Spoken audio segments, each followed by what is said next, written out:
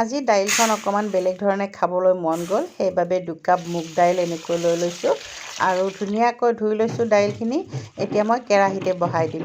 মই কুকাৰত দাইল নবহাওঁ, কাৰণ কুকাৰত দিলে অকণমান বেছিকৈ সিজি যায়, খাবলৈ খুব বেয়া পাওঁ, কোনেও ভাল নাপায় আমাৰ ঘৰৰ। সেইবাবে দাইলখিনি ধুনীয়াকৈ ধুই পখালি কেৰাহীখনতে বহাই দিলোঁ। আৰু কেৰাহীখনত বহাই দিয়াৰ কাৰণটো হৈছে, যেতিয়া এনেকৈ ফেনটো ওলাই ধুনীয়াকৈ পেলাই দিব পাৰি। আৰু এই ফেনটো আমাৰ খোৱাৰ কাৰণে উপযোগীও নহয়। গতিকে এয়া দেখিছে, এটা ডাঙৰ চাইজৰ পিঁয়াজ লৈছোঁ, 2টা কেঁচা জলকীয়া আৰু 2টা শুকান জলকীয়া, কেইফুটামান নহৰু ধুনীয়াকৈ এৰুৱাই লৈছোঁ।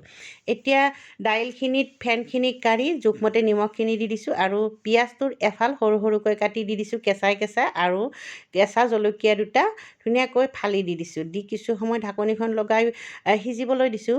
কিছু সময় সিজিবলৈ দিয়াৰ পিছতে দাইলখন ধুনীয়াকৈ সিজি গৈছে আৰু মই ঢাকনিখন গুচাই তাত অকণমান পানী দি দিছোঁ। লগতে নহৰু কেইফুটাও থেতালি দিছোঁ।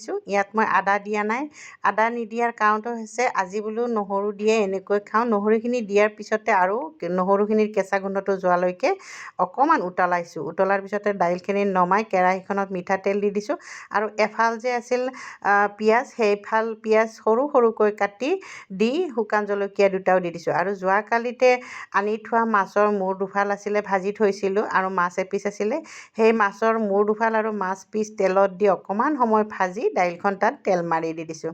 শুকান গুড়ি মছলা জোখমতে মই দি দিছোঁ, এচামুচ জিৰা গুড়ি আৰু এচামুচ গৰম মছলা দি এইখিনিও ধুনীয়াকৈ উতলাই লৈছোঁ। উতলাৰ পিছতে দাইলখন ইমানেই ধুনীয়া হৈছিলে, গোটাও হৈছে, খাবলৈ বৰ সোৱাদযুক্ত হৈছিলে। আজি মই এই সাজটোত বিশেষ আকৌ বেলেগ চব্জি বনোৱা নাছিলোঁ, অকল মুড়ি ঘণ্টাই বনাইছিলোঁ।